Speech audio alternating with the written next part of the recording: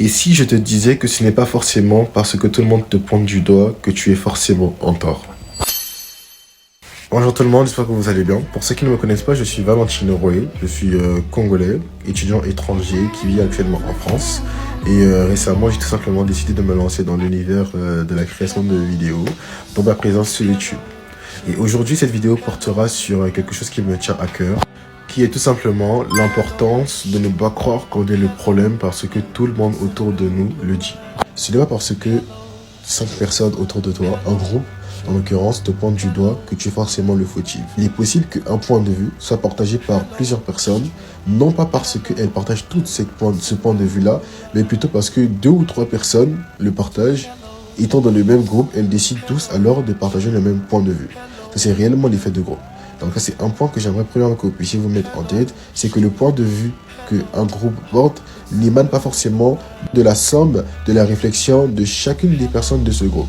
Il émane très fortement de la somme de la réflexion de 2 ou 3 personnes de ce groupe qui ont tout simplement influencé toutes les personnes qui traînent avec elles.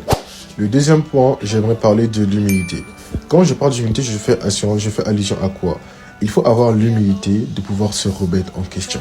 Lorsque 2 ou 3 personnes viennent vers toi à différentes reprises, te faire part d'un point de vue, et le point de vue il est commun, prends quand même le temps, même si c'est quelque chose qui ne te plaît pas, prends le temps de faire une rétrospection pour savoir si ce qu'elles disent est réel ou pas. Il faut se mettre dans la tête que ce n'est pas tout le monde qui t'aime. Ce n'est pas tout le monde qui t'aime et ce n'est pas tout le monde qui va t'aimer. Il est possible que tu te retrouves dans un environnement où face à 15 personnes, il n'en est que 2 qui te portent dans leur cœur. C'est pas une obligation de t'aimer.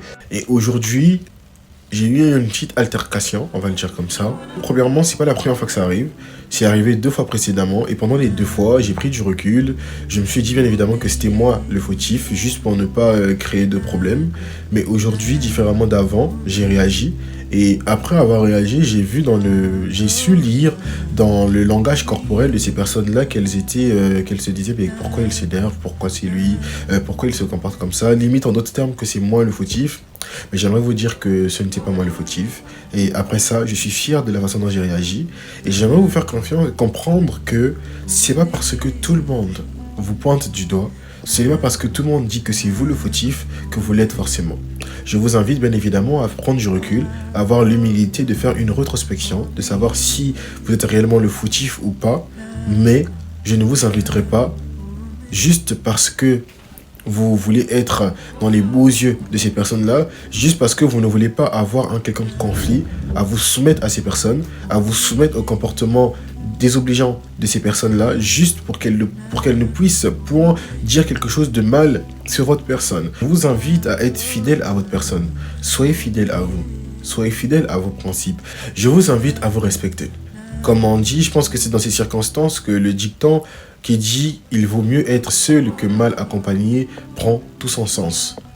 Je vous inviterai à plutôt être seul que à être avec des personnes qui vous traitent mal, en attendant que vous n'ayez aucune réaction vis-à-vis de leur acte. Aujourd'hui, je me suis respecté parce que j'aurais pu m'effacer face à ces personnes-là. J'aurais pu, une fois de plus, me dire que c'était moi le fautif et leur donner raison, juste pour ne pas qu'il y ait un problème, mais c'en était de trop. C'en était de trop. Et aujourd'hui, je suis fier de la façon dont j'ai réagi. Peut-être que ces personnes passeront par là. Peut-être elles regarderont cette vidéo-là. C'est pas mon problème. Mais je reste en fait fidèle à ma personne. Et j'ai décidé aujourd'hui de me respecter. Je vous encourage fortement à vous. En fait, j'aimerais vous faire comprendre que ce n'est pas une obligation d'être ami avec tout le monde. Ce n'est pas une obligation d'être bien vu par tout le monde. Une fois de plus, cet exemple peut paraître redondant, mais c'est réel. Le Seigneur, malgré ses actes, malgré ses prophéties, malgré ses bénédictions, malgré tout ce qu'il a fait d'incroyable sur cette terre, il y a quand même des personnes qui n'ont pas pu le porter dans leur cœur. À plus forte raison, vous, des hommes.